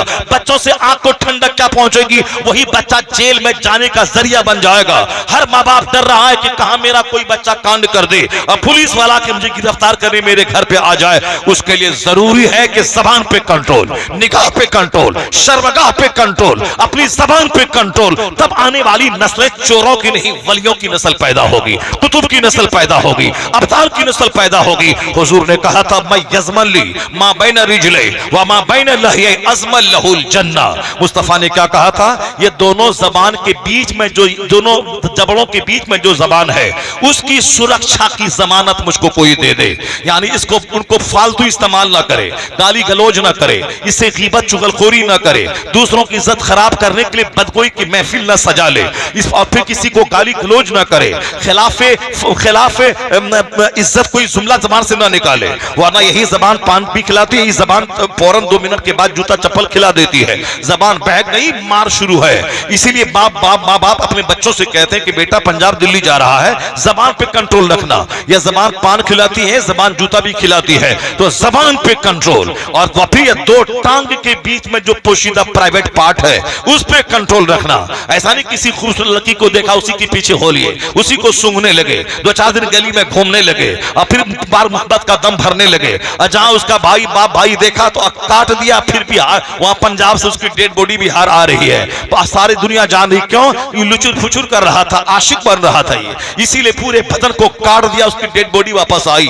माँ अलग थाड़े मार के रो रही है, बाप अलग रो रहा है, सबका सपना चूर चूर हो गया। मेरा बेटा कमाएगा, मेरी हालत दुरुस्त करेगा, मुझको इज्जत दिलाएगा, मेरे घर को आबाद करेगा। बेटा तो आशिक बन के आ गया। तो इसीलिए हर माँ बाप रो रो के फोन पे कहते, बेटा कभी भी अपनी जबान को कंट्रोल से बाहर न जाने देना, और अपने दोनों पांव को कंट्रोल के बीच में जो शर्मगाह है उसको कंट्रोल में रखना, या दोनों काबू में रखना, बेकाबू होने नहीं देना। मैं कहता हूं आज का बाप ये बोल रहा, हिंदुस्तान के बाप ये बोल रहे हैं, अमेरिका यूरोप के बाप ये बोल रहे हैं, मगर हुजूर की बारगाह में आ जाए। सरकार ने 1400 साल पहले इस मोरालिटी की पीक की बात है, अखलाक की चूटी की बात है, जिसको सारी दुनिया आज कह रही है, हुजूर ने 1400 साल पहले कहा, मैं यज़मन ली मा बैन लहिये, या दोनों जबड़ों के बीच में जो जबान है उसकी सुरक्षा की जमानत कोई मुझको दे दे, और दोनों टांग के बीच में जो शर्मगाह है उसकी सुरक्षा की जमानत कोई मुझको दे दे।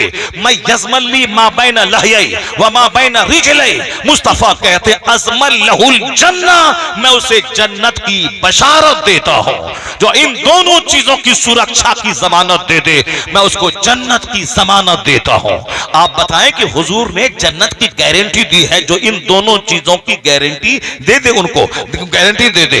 आज यही दोनों चीजें काबू से बाहर है, जबान काबू से बाहर है। हा हा हुटिंग करना, मौलाना का मजाक उड़ाना, जलसे का मजाक उड़ाना, जो काम यहूदी का बच्चा नहीं करता वो काम मुसलमान का बच्चा कर रहा है। जो काम किसी क्रिश्चियन का बच्चा नहीं कर रहा वो काम मुसलमान का बच्चा कर रहा है। और ये हवा हुटिंग करके तुम अपने माँ बाप की इज्जत को मिट्टी में मिला रहा है, क्योंकि तुम्हारा यह अंदाज बता रहा है कि तेरी माँ बेढंगी और तेरा बाप बेढंगा, जिसने तुझको अदब नहीं सिखाया।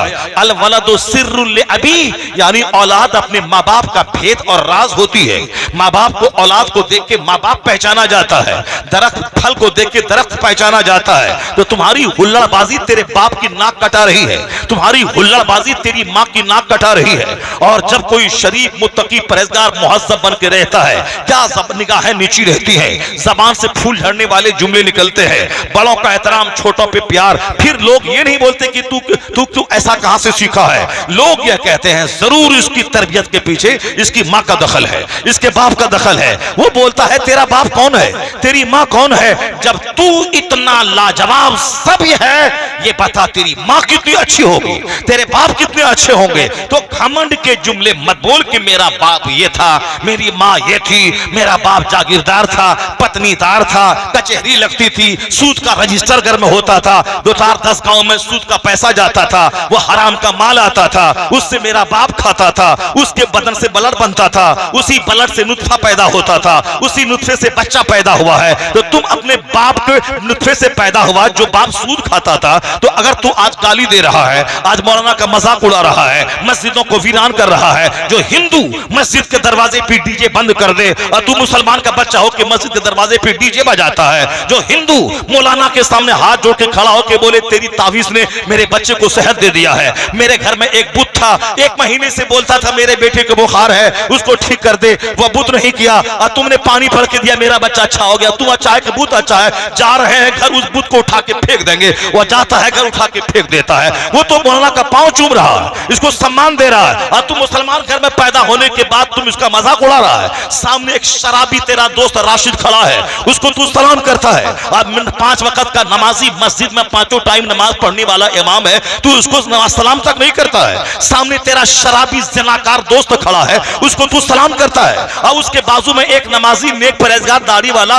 गरीब आदमी वो खड़ा है, उसको सलाम तक नहीं करता है, और उसका नाम लेके तू राशिद भाई अस्सलाम वालेकुम, शराबी और सूदखोर और हरामखोर का नाम लेके तू सलाम कहता है, और बाजू में नेक आदमी सलाम नहीं कहता है। जबकि पैगंबर ने कहा था कि तेरा दस्तरखान नेक लोगों के सामने बिछे, ताकि वो अगर खाएगा और नेक काम करेगा तो तेरा दाने की ताकत उसमें शामिल होगी, तो तू भी उसके सजदे में शामिल हो जाएगा। और अगर तेरा खाना डकैत खाया, चोर खाया, हरामखोर खाया, दिन भर में 100 गाली देने वाला वह थानेदार खाया, तो फिर तेरा खाना वो खाएगा और ताकत मिलेगी, और 100 गाली बकेगा तो वह तू भी उस गाली में शरीक रहा। इसलिए मुस्तफा ने कहा था ला तुसाहिब इल्ला मोमिना ला याकुल ताम का इल्ला तकी, दोस्ती सिर्फ मोमिन से करना और खाना सिर्फ नेक लोगों को खिलाना, कि वो अगर खाना खाया तो उसकी नेकी बढ़ेगी, उसका तकवा बढ़ेगा और तू भी उस तकवा में शरीक समझा जाएगा। अदब डिसिप्लिन बहुत जरूरी है। अपने बच्चों के सामने दिन रात मुस्तफा की बात करें, हुजूर की सीरत बयान करें, सरकार की हदीस बयान करें, जो जलसा में सुना अपने घर में बैठ करके उसका चर्चा करें, ताकि बाल बच्चों के दिल दिमाग में सरकार की सच्ची मोहब्बत बैठ जाए, मजहब इस्लाम का दर्द बैठ जाए, कुरान हदीस की बात उसके दिल में बैठ जाए। मैंने क्या कहा था, आका अलैहिस्सलाम ने शर्मगाह के ताल्लुक से जबान के ताल्लुक जबरदस्त जो स्टेटमेंट दिया है, उसको तो बार बार पढ़ा जाए, उसको बार बार सुना जाए, उसको बार बार अपने घर की दीवारों में लिख के रखा जाए। और आज जो समाज चोरों से भर रहा है, कहीं उसके उसमें मेरी जबान का तो दखल नहीं है, कहीं मेरी हराम रोजी का तो दखल नहीं है। इसलिए हमेशा सरकार का चर्चा करने वाला वह किसी क्रिकेटर का गुलाम नहीं होगा, वह किसी पॉलिटिकल लीडर का गुलाम नहीं होगा। सरकार का चर्चा करने वाला मोहम्मद अरबी का गुलाम होगा। वो ये नहीं बोलेगा दीन खतरे में है, वो नहीं बोलेगा इस्राइल जीत रहा है, वो नहीं बोलेगा अमेरिका इस्लाम को तबाह कर देगा, वो यही बोलेगा जो गौर फिक्र का आदी हो।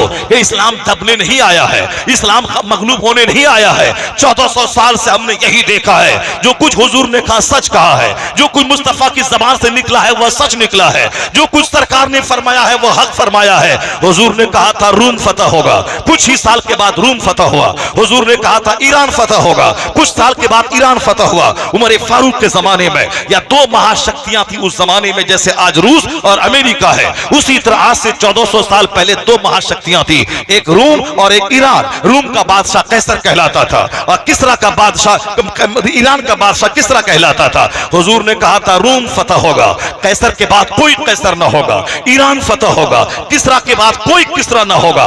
लोगों को लगता था कि कलमा पढ़ने वाला छुप छुप के कलमा पढ़ रहा है, काफिर उसको सूली पे लटका रहा है, काफिर उसको आग पे लेटा के उसके सारी चर्बी को पिघला रहा है, और ये बशारत दे रहे हैं कि ईरान फतह होगा और रूम फतह होगा। ऐसे कैसे होगा?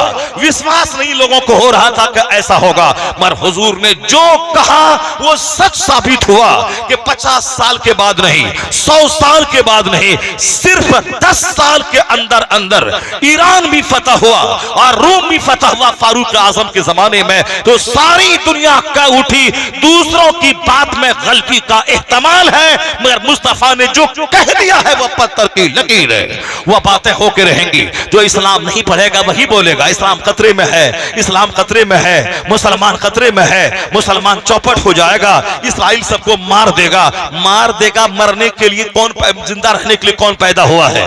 मरना तो सबको है ही, मगर मकसद हयात क्या है? मैं अक्सर ही कह रहा हूं, जालिम के पास ताकत है, वो अगर किसी शरीफ आदमी पर गर्दन तलवार चला के काट दे, उसमें वो शरीफ आदमी की हिजो नहीं है, उसमें बदमाशी और जुल्म तबाही उस जालिम की है। अभी 1 महीना पहले एक शरीफ नेक तहज्जुद गुजार कुरान पढ़ने वाला आलिम इमाम मस्जिद था, उसको एक जालिम खबीस मरदूद ने उसको ज़बह कर दिया। वह ज़बह करने वाला कोई हिंदू क्रिश्चियन ईसाई नहीं था, वो मुसलमान ही था, उसके नमाजी था जो नमाज पढ़ता था, उसके पीछे नमाज पढ़ता था, वो नमाजी था। बात क्या थी? कोई जमीन जगह की जंग नहीं थी, कोई इख्तलाफ बहुत बड़ा नहीं था, बात सिर्फ इतनी थी कि उस आदमी ने अपनी बीवी को तलाक दे दिया था और ये कहता था कि मुफ्ती साहब, इमाम साहब फतवा दे दें कि चलो तुम निकाह कर लो, दोबारा तेरा निकाह हो जाएगा और फिर उसके बाद हम निकाह कर लेंगे ताकि समाज में हम मलामत से बच जाए। इमाम साहब मैंने ऐसा किया, आप फतवा दी। उन्होंने कहा खबरदार, बीवी तेरे लिए हलाल नहीं हो सकती है, 3 तलाक देने के बाद कोई ऑप्शन अब नहीं रहता है सिवाय हलाला के। तेरी बीवी इद्दत गुजारने के बाद दूसरे से निकाह करेगी, वो अपनी मर्जी से तलाक देगा, उसके साथ शौहर बीवी की तरह रहेगी, फिर वो अपनी मर्जी से तलाक देगा, फिर इद्दत गुजरेगी 3 हैज, उसके बाद फिर तुझसे निकाह जायज है। कहा ऐसा कैसे हो सकता है? आप कह दीजिए कि बगैर हलाला के तुम उसको रख लो और निकाह पढ़ा लो। कहा ऐसा कभी नहीं हो सकता है कि मैं शरीयत के कानून के खिलाफ कोई बात तुमसे करूं। वह कौन इमाम था जिसको वह खबीस देखता था कि फजर से पहले कुरान पढ़ता था, खुद से वह अजान देता था। अभी मैं 3 दिन पहले उसी इलाके में था। कहा हजरत, जो कहानी आपने सुनी होगी पूरे इंडिया में, वो इमाम साहब इसी जिस मस्जिद में हम खिताब करने गए मोहल्ले में, कहा इसमें वो 10 साल रह चुके हैं और इसके बाद फिर बगल वाले की मस्जिद में 10 किलोमीटर दूरी पे उस गांव में रहते थे, वहीं उनकी शहादत हुई है। कहा उन लोगों ने कि मैंने उनको देखा है, वह फजर की नमाज से 1 घंटा पहले उठते थे, तहज्जुद पढ़ते थे, कुरान शरीफ पढ़ते, तब टाइम शुरू होता फजर का, अजान देते थे, उसके बाद फिर नमाज सुन्नत पढ़ के फिर कुरान पढ़ते, फिर नमाज फजर पढ़ाते, सलाम पढ़ते, सारे नमाजी निकल जाते। वह बिल्कुल इशराक तक मस्जिद में बैठ के कुरान पाक की तिलावत करते, जिक्र अज़कार करते थे, इशराक पढ़कर, चाश्त पढ़कर तब वह मस्जिद से निकलते थे। ऐसा आदमी तो करोड़ों में कोई मिलेगा। ऐसा आदमी नहीं, आपकी आंखें नहीं देखी होंगी, आपकी आंखें नहीं, आपके बाप दादा ने कभी देखा होगा, मगर आपकी आंख नहीं देखी होगी कि इमाम साहब फजर से पहले उठें, तहज्जुद पढ़ें, कुरान पढ़ें, फिर उसके बाद अजान दें, नमाज पढ़ाएं, फिर मस्जिद ही में रहें, कुरान पढ़ें, जिक्र करें, चाश्त इशराक पढ़ें, फिर इशराक के बाद चाश्त पढ़ें, उसके बाद फिर मस्जिद से बाहर निकलें। ऐसा आदमी अगर कहीं मिले, उसकी पेशानी चूम लीजिए, उनके पांव को धो करके पी जाइए। ऐसा आदमी अरबों में नहीं मिलेगा। ये आदमी इस टाइप का था, मगर उसको उस खबीस मरदूद मुसलमान ने उसको ज़बह कर दिया। उनको बोला आपको मार देंगे। कहा मार दो, तेरी मर्जी है, मगर मसला गलत मैं नहीं बताऊंगा। वह मुकद्दर का धनी आदमी, तहज्जुद गुजार, जब मैंने सुना मैंने कहा अल्लाह को मंजूर था कि इसको शहादत का मर्तबा मिले, क्योंकि नमाजी परहेज परहेजगार था, और फिर वो किसी धन दौलत बेटा बेटी लड़ाई झगड़ा नौकर चाकर नौकरी चाकरी के चक्कर में नहीं मरा, मसला हक बताया था, उसी के बदले में मारा गया। तो जो हक बताए, आप फूल माला पहन ले, ये तो दुनिया में इज्जत मिल गई, लेकिन जो हक बताया गर्दन कट गई, हक बताया तमाचा खाया, हक बताया गाली सुना। ये तो पक्का हुसैनी है कि हुसैन ने भी हक बोला, अपना सारा कुंबा लुटा दिया, मगर सालिम की हाँ में हाँ नहीं मिलाया। तो मुझे यकीन है कि जब हुसैन मैदान क़यामत में शुहदा की जमात के साथ जन्नत का सफर करेंगे, और वहां ये भी सामने आ गया, हुजूर मैंने भी हक मसला बताया था और मेरी भी गर्दन कट गई, मैंने भी हक बोला था, दो तमाचा खाया, मैंने भी हक बोला, मैंने गाली सुनी, हक बोलने के बदले में अज़ियतें बर्दाश्त हुई। अगर हुसैन ने मुस्कुरा के देख लिया और फिर उनको इशारा किया अपने पीछे आने का, तो 80 बरस का नफल सजदा वहां नहीं ले जाएगा जहां हुसैन की एक मुस्कुराहट लेके चली जाएगी। तो दीन के बदले में माला पहनना और है, और हक बोलने के बदले में गाली सुनना और है, उसका मकाम ही कुछ और है। तो दुनिया में किस कदर शरारत बढ़ गई। हदीस में आया है, सरकार फरमाते हैं आखिर जमाने में इस कदर शरारत बढ़ जाएगी, इस कदर बढ़ जाएगी, न कातिल को पता चलेगा कि मैंने कत्ल क्यों किया, और जो कत्ल हुआ ना उसको पता चलेगा कि मैं कत्ल क्यों किया गया। न कातिल का पता चलेगा, न कातिल बोलेगा कि हमने क्यों कत्ल किया, बिला वजह कत्ल करेगा, और न मकतूल को पता चलेगा मैं क्यों कत्ल किया गया। आज वही जालिम और जाबिर, अल्लाह ने ताकत दी थी, उसका शुक्र अदा करना था, लेकिन निहत्थे बच्चों और मुसलमानों को ज़बह करने पर पूरी एनर्जी का इस्तेमाल कर रहा है, मगर शिकस्त खा गया, उसका गुरूर टूट गया, सारी दुनिया में उसकी पसपाई और रुसवाई हो गई। हम लोग सुनते थे कि हक हमेशा गालिब रहता है, आज हमारी निगाहें देख रही है। जिस खबीस अमेरिका ने कहा था कि 3 दिन में गाजा को मिटा दिया जाएगा, इस्राइल नाम का कोई मुल्क नहीं है, वो अमेरिका की कॉलोनी है, वो अमेरिका की नाजायज औलाद है, अमेरिका ने जन्म दिया है, इसलिए इस्राइल कोई मुल्क नहीं। अल्लाह ने कुरान में कहा है यहूदियों को हमने जलील कर दिया है, उस पर जिल्लत मुसल्लत हो गई है, इसलिए यहूदी अपने मन से सांस नहीं ले सकता, वो तो अमेरिका का इशारा पाता है, वो अटैक करता है। अमेरिका ही असल में वही कॉलोनी है। वो अमेरिका का बोला था 3 दिन में गाजा को मिटा देंगे, ये सारे लड़ाकों को खत्म कर देंगे। आज 2 महीने गुजर गए, हजारों इस्राइली यहूदी जहन्नम पहुंचे, उनके टैंक तबाह हुए, और ये मुट्ठी भर जवान अल्लाह के भरोसे दुनिया में नाम रोशन कर रहा है। सारी दुनिया इसकी बहादुरी का खुतबा पढ़ रही है। आज दुनिया जान रही है कि अमेरिका को यार एटम बम पर नाज है, फास्फोरस बम पे नाज है, उसे अपने बम बरसक विमान पे नाज है, तो इन मुजाहिदीन को भी खुदा की नुसरत पे नाज है, अल्लाह रसूल की नुसरत और मदद पे नाज है, और आंखों से देख रहा है कि एटम बम रखने वाला जलील हो रहा है, और मुस्तफा का गुलाम अल्लाह पर भरोसा रखने वाला सारी दुनिया में बहादुरी का खुतबा पढ़ा जा रहा है। 2 महीने तक डटारा शहीद हो जाना उनके लिए ऐब की बात नहीं है, किसी के लिए भी ऐब की बात नहीं है। अगर ये 2000-5000 लोग शहीद हो गए तो शहादत तो 70 साल से वहां हो रही है। हम तो वहां के नौजवानों, वहां के वीरों, वहां के मर्दों, वहां की औरतों को दाद देते हैं। वहां के वीर वो फिलिस्तीन छोड़ के भागते नहीं है, शहीद यही होना है। भाग के जाओ, मरना तो है। हिंदुस्तान के लोग मरे लेटरिन रूम में, वो मरे गुटखा खा के, वह मरे किसी साहब जिम में एक्सरसाइज करते हुए, वह मरे शादी की महफिल में डांस करते हुए, वह मरे किसी तवाइफ के कोठे पर। तो मरना और है, या फिर जनरली हॉस्पिटल में मरे, मगर अल्लाह के नाम पे जिहाद करते हुए शहादत की मौत मरे, ये और बात है। सबसे आला मौत है शहादत पाना। इसीलिए 70 साल से यहूदी जुल्म कर रहा है, पर औरतें लाजवाब, बच्चे लाजवाब, जवान लाजवाब, बूढ़े लाजवाब, बीमार लाजवाब। नहीं मरेंगे तो फिलिस्तीन में मरेंगे। नबियों की जमीन फिलिस्तीन, रसूलों की जमीन फिलिस्तीन, शुहदा की जमीन फिलिस्तीन, इसको छोड़ के नहीं जाना है। वहां की औरतें इसी उम्मीद में वक्त गुजार रही हैं, आज नहीं तो कल जरूर कोई सलाहुद्दीन अय्यूबी जन्म लेगा, फिर यहूदी को खदेड़ेगा, किबले अव्वल को आजादी मिलेगी, और नबियों की जमीन फिलिस्तीन को आजादी का परवाना मिलेगा। और वह वक्त करीब आ गया है, और वह वक्त बिल्कुल करीब आ गया है कि जबकि इस्राइल उजड़ने वाला है।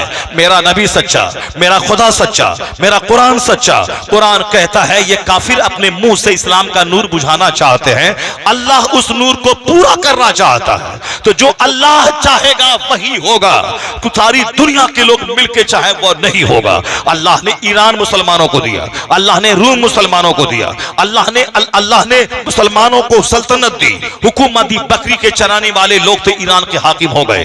वो ऊंट चराने वाले थे, वह रूम के हाकिम हो गए। हिंदुस्तान के लोग, हिंदुस्तान में 1000 साल तक इस्लामी सल्तनत रही, ये गरीब खस्ताहाल लोग थे, इस महान मुल्क के हाकिम बन गए। अल्लाह कहता है तुम नेक बन, मैं हुकूमत दूंगा, तू सालेह बन, तू मौत को गले लगा ले, शहादत का इरादा कर ले, अल्लाह रब्बुल इज्जत की मर्जी पे राजी बरेसा हो जा, तुम्हें सल्तनत दूंगा, तुम्हें हुकूमत दूंगा, तुम्हें मकबूलियत दूंगा, तुम्हें शोहरत दूंगा, तुम्हें राहत दूंगा, और जैसे मरेगा मैं अपनी कीमती जन्नत तुझे दे दूंगा, दोनों जहान की राहत तुझे मिलेगी। शर्त है मस्जिद आबाद हो, शर्त है घर में इस्लामी कल्चर हो, शर्त है औरतें पर्दे में रहें, और सलाहुद्दीन अय्यूबी के गुलामों को अपने नस्ल से पैदा करें और उसी में रहें, पर्दे में रहें, कुरान पढ़ें। वह ज्यादा नाच गाने के पीछे ना पड़े, वह ज्यादा नाटुकी के पीछे ना पड़े, अपने चेहरे की नुमाइश अपने देवर के सामने, दूसरे मर्दों के सामने न करे, अपनी इज्जत की हिफाजत करे।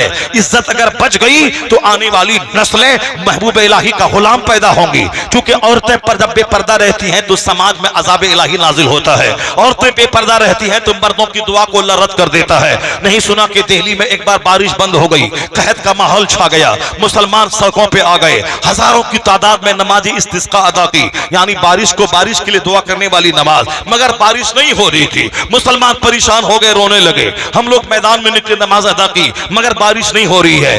जानवरों के थनों का दूध खुश्क हो चुका है, फसलें जल रही हैं, पीने को पानी नहीं मिल रहा है, नदी नाला तालाब चापाकल कुआं सब खुश्क हो चुका है। ऐसे में सूफी निजामुद्दीन अबुल मुअय्यिद महबूब इला यानी कुतुबुद्दीन बख्तियार काकी के बाजू में उनका मजार है, उनके बगल में उनकी माँ का मजार है।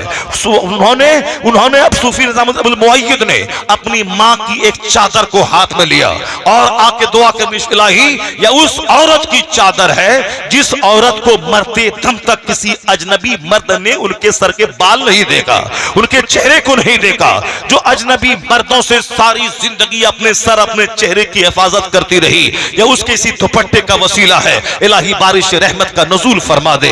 हजारों मुसलमान सड़क पे आए, दुआ की, दुआ कबूल नहीं हुई। एक खातून, ऐसी खातून जिसके सर से आंचल नहीं खिसका, अजनबी मर्द ने उसको नहीं देखा, उनका दुपट्टा इतना कीमती हुआ, उनके वसीले से इधर दुआ खत्म हुई, उधर घंघोर घटा छाई, और वो जोरदार बारिश हुई कि दिल्ली और इलाके के सारे नदी नाले तालाब सब भरते हुए नजर आ गए। पता चला कि औरतें जब बेपर्दा होती हैं तो समाज में कहत आता है, औरतें जब बेपर्दा होती हैं समाज के बच्चों पे की सेहत छीनी जाती है, औरतें जब बेपर्दा होती हैं तो रोजियों से बरकत खत्म हो जाती है, औरतें जब बेपर्दा होती हैं तो खाने काबा के अंदर कोई दुआ करे तो भी दुआ रद्द हो जाती है। दुआ की कबूलियत के लिए दो चीजें जरूरी है, एक रिज़्क़ हलाल जरूरी है और एक औरतों, माँ बहनों, बेटियों का पर्दे में रहना जरूरी है। जिस कौम की औरतों के पाजेब की आवाज अजनबी मर्दों के कान में जाए, आया है हदीस में, उस कौम के मर्दों की दुआ को अल्लाह रद्द कर देता है। यानी जिस कौम की औरतों के पाजेब की आवाज अजनबी मर्दों के कान में जाए, उस कौम के मर्दों की दुआ अल्लाह रद्द कर देता है। और हराम का एक लुकमा जैसे ही पेट में जाता है 40 दिन तक कोई दुआ उसकी कबूल नहीं होती है। मुस्लिम शरीफ के हदीस में आया है कि एक शख्स दूर दराज से सफर करता हुआ, उसके बाल उलझे हुए, गर्दो गुबार से लिपटे हुए और बिल्कुल नहीं लाकर दुबला पतला होकर भूख की हालत में हाथ उठा के कहता है या रब या रब। तो हुजूर कहते हैं उसकी जाहिरी हालत तो देखो, यानी वो भूख प्यास से निढाल दूर दराज से चल के आया है। लोग देखेंगे तो कहेंगे ये जो दुआ करेगा दुआ कबूल हो जाएगी। दुआ की कबूलियत के लिए आजिज़ी शर्त है, दुआ की कबूलियत के लिए इनकिसारी शर्त है, दिले शिकस्ता होना शर्त है। ये बंदा तो सफर से आया है, इसके बाल उलझे हैं, पेट में दाना नहीं है, ये जो दुआ करेगा दुआ कबूल हो जाएगी। और हुजूर कहते हैं कैसे दुआ कबूल होगी? उसकी दुआ कबूल नहीं होगी। क्यों? उसका जो बदन पे लिबास है वो हराम का है, उसके बदन में जो पानी गया है वो हराम का है, उसके बदन में जो दाना गया है वो हराम का है। अन्ना युस्तजाब, कैसे उसकी दुआ कबूल होगी? मतअमहु हराम, मलबसहु हराम, मशरबहु हराम, उसका खाना, उसका कपड़ा ये सब हराम का है, कैसे उसकी दुआ कबूल होगी? पता चला इस हदीस से रसूल का तेवर बोल रहा है, दुआ की कबूलियत के लिए रिज़्क़ हलाल जरूरी है और दुआ की कबूलियत के लिए औरतों का पर्दे में रहना जरूरी है।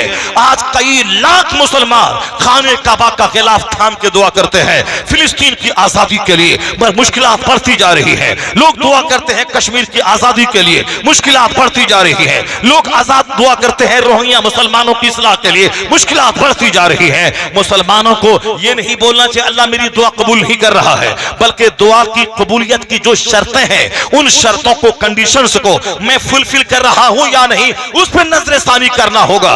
मैं कामयाब क्यों नहीं हो रहा हूं, मेरी दुआ क्यों नहीं कबूल हो रही है, और जहां चूक हुई है, जहां भूल हुई है, उस चूक को दूर किया जाए। आज औरतें पर्दे में रहे और मर्द हलाल खाए, हज फर्ज नहीं हो उस पर, मगर जो दुआ हराम खा के खाने काबा में करे वो दुआ रद्द हो जाए। वही दुआ अपने मोहल्ले की मस्जिद में हलाल खा के करे, अल्लाह दुआ कबूल कर लेता है।